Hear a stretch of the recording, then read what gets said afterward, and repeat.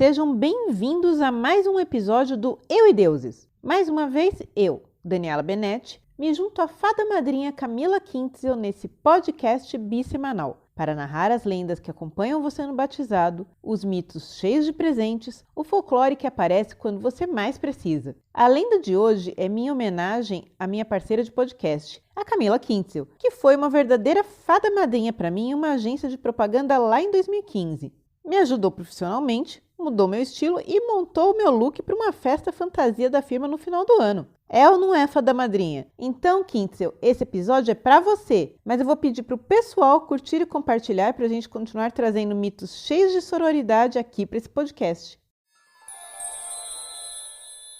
A fada madrinha é um elemento bem conhecido de contos de fadas como Cinderela e Bela Adormecida, uma senhora que aparece para abençoar com virtudes ou ajudar sua afilhada nas horas de necessidade. A gente já fez um episódio sobre fadas aqui. Se você ainda não ouviu, dá uma passadinha lá e escuta. E contamos que o estereótipo das fadinhas pequenas, com asas transparentes e pó brilhante, mágico, tipo sininho, não confere. É uma categoria de seres folclóricos, mitológicos bem complexa, com diversos tipos e que podem até raptar crianças, que a gente também contou no episódio sobre changelings. A ideia de fada madrinha foi popularizada pela versão de Cinderela de Charles Perrault, de 1697, e ela mostra uma mistura das antigas lendas sobre fadas com o imaginário católico. Para a Igreja Católica, os padrinhos têm um papel muito importante na vida de uma criança. Eles seriam responsáveis morais por ela, no caso da morte dos pais, e teriam o dever de guiá-la na vida religiosa. É simples assim,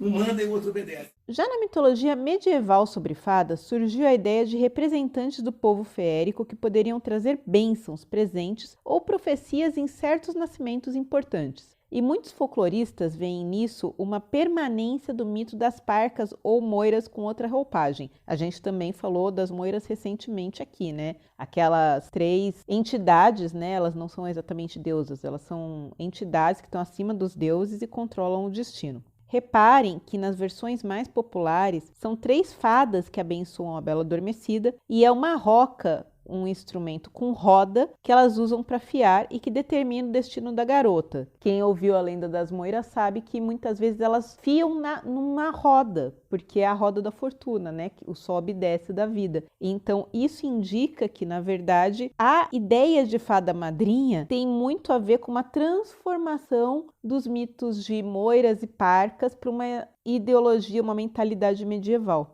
Então, aquelas que previam e controlavam o destino das pessoas, né, que eram as moiras, passaram a ajudar no destino de uma pessoa abençoada por elas. Essas pessoas seriam fáceis de notar, pois possuiriam uma beleza, sorte ou talento acima da média. Então, aquela pessoa provavelmente tinha uma fada madrinha, né, para ter tanta sorte, tantos predicados assim especiais. Com o tempo, a tradição católica exerceu um efeito sobre a lenda das fadas, o que criou esse tipo de mito de fadas diferente, que é o das fadas madrinhas. Porque, diferente das figuras usuais das fadas, que não são sempre confiáveis, que estão mais preocupadas com os problemas delas, disputas entre reinos e 2 tipos de fadas, né, que a gente conta lá no episódio sobre fadas, as fadas madrinhas são essas senhoras sábias e benevolentes, empenhadas em cuidar de seus afilhados, suprindo a falta da mãe falecida, né, ou dos 2 pais, e se tornando uma espécie de guardiã e conselheira, intervindo apenas em momentos especiais.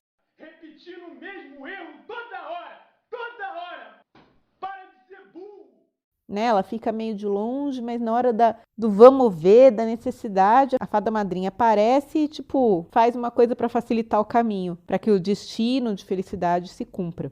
Ainda assim, algumas fadas madrinhas poderiam ser maldosas. Não se podia ignorar a fada madrinha que isso ia dar ruim, pois ela poderia, ao invés de presentes, trazer uma maldição. Afinal, mesmo nessa espécie de distorção de ideia de fada, as fadas são sempre seres orgulhosos. Um exemplo clássico é o comportamento da fada que amaldiçoa a Bela Adormecida. Nos contos originais, ela faz simplesmente porque os pais da menina esqueceram de mandar o convite para ela do batizado, porque a Malévola não é uma bruxa, ela é uma fada. Um estilo literário francês do século XVII, o Précieuses, trazia contos de fada onde a fada madrinha podia estar do lado da vilã e não da heroína. Olha só. Os mais famosos são contos da autora Madame Duonneau, espero ter falado certo, como Pássaro Azul, onde a fada madrinha tem como afilhada a irmã invejosa da heroína e tenta a todo custo trazer o namorado da garota para sua protegida. Quer dizer, nesse caso, a fada está do lado errado da força. Em outro conto dessa autora, A Pomba Branca, a fada madrinha ajuda uma princesa má a se vingar da heroína. Então, assim, mesmo sendo fada madrinha, isso não significa que ela seja sempre boa, apenas que ela escolheu alguém para proteger e abençoar, e pode ser a pessoa errada. Assim que é bom, fogo no parquinho.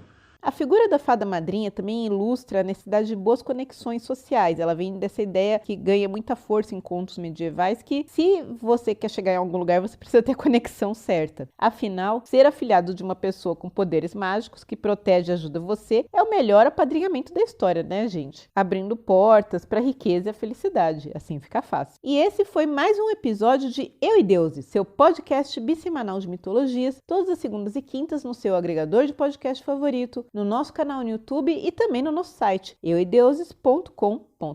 Se você gostou, como sempre, mande seus recados e pedidos para o nosso e-mail contato@euideuses.com.br, ou se preferir, porque a gente sabe, o pessoal quase não usa e-mail mais, só para trabalho, passa nas nossas redes sociais, Facebook, Instagram, YouTube. Por exemplo, o Marcos Monteiro passou no nosso Instagram e disse que adora o podcast. Obrigada, Marcos. E pediu pra gente falar um pouco mais devagar. Eu juro que eu tentei aqui, mas é que a gente se empolga, sabe? A gente tem um roteirinho e a gente lê e vai explicando no meio, mas às vezes a gente se empolga. E disse que gosta muito dos nossos comentários. Vou continuar comentando, Marcos. Espero que você continue com a gente. Obrigado pelo recado. E vamos tentar maneirar na velocidade, mas é isso. A gente tá contando e às vezes se empolga aqui. Se tiver dúvida de alguma lenda, manda que a gente responde, tá? Como sempre, a gente pede para vocês darem aquela força e recomendarem o podcast pros amigos. Ou até pros inimigos, se vocês não gostarem, né, gente? Mas divulga aí, vai. E fica aquela dica para quem não tem uma madrinha super poderosa e quer se dar bem na vida. Vai ler nos livros. Até o próximo Eu e Deuses. Bye, bye.